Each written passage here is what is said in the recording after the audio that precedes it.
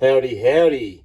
I'm going to start off down here so it's the easiest place. As you can see, I got fuel residue and the paint's actually been removed from the tank. That was from the fuel boiling issues that I mentioned in the previous video. So I'm just doing a follow-up today on how serious the fueling system problems were with the VL. So this was the one of the final indicators to tell me about the fuel boil issue. The battery terminals like this and the hot wire with no fuel fuse breaks is that was done by the previous owner. So they definitely rigged his car. They gave him a hot box. They didn't like that boy, and some little entitled rich cunt.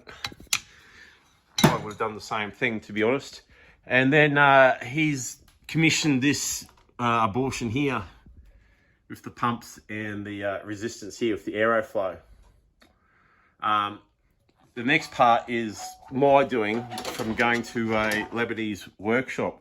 It was either a drug dealer shop or some rich boy's shop because they had no other customers' cars, and I was referred to there by the owner of Wolf 3D, the computers, because that's what this car had. So I could see why everyone else uses Haltech or, you know, so that's probably the route I'm going to go to from now on, is go to Haltech. But I haven't got the money at the moment, so comes to this spiteful install, a 90-degree bend.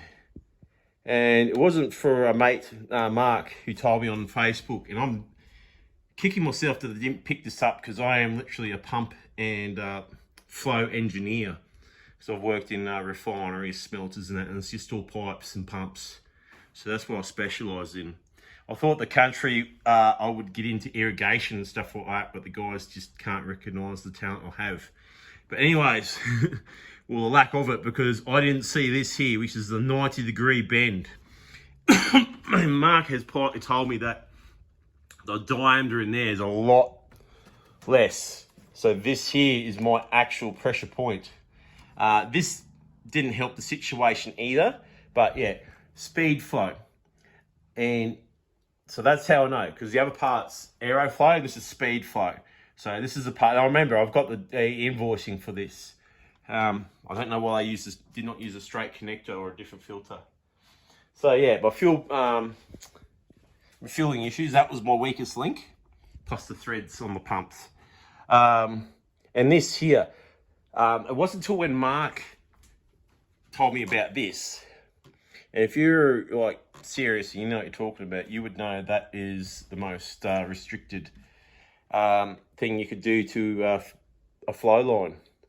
And yeah, so, and it was hidden too. Hidden. I'll take photos later once it's back in, but yeah. So yeah, they created that, and it actually blew off.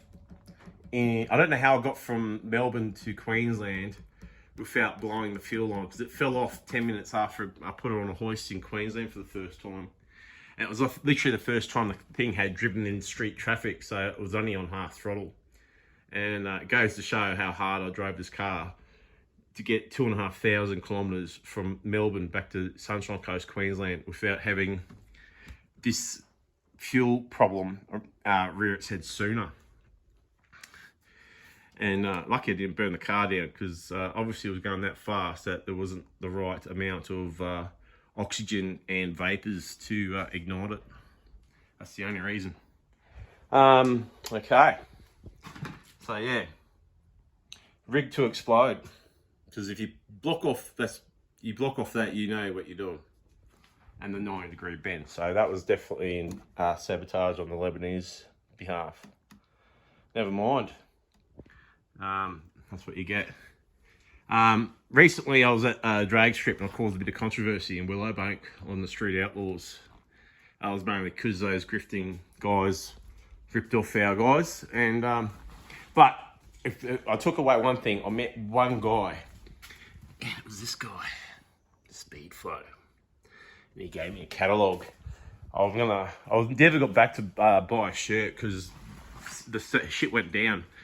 so badly there. But anyways, that's another story. So anyways, he gave me this. So I flicked through it. And what I currently have is this little fella here. Not suitable for the application. What I need is that big fella there. And I want the female because it's just a neater install. And this needs to go. I'm probably going to drop one of these pumps off. You actually don't really need it. So, which is a good idea because I'll just leave it redundant like that. So if I'm ever in a competition or whatever and I have a problem, I can just change the wires over and away we go. Yeah, see how I go. I've caused a bit of controversy in motorsport lately, so I'm not too sure if I'm welcome at the track. Either way, I'll just keep doing what I've done my entire life, which is continue to play on the streets. So one way or the other, I'm doing what I want, my passion. And yeah, this is it, cars. But because I'm autistic or whatever, a bit socially inept, people do real mean things to me like this.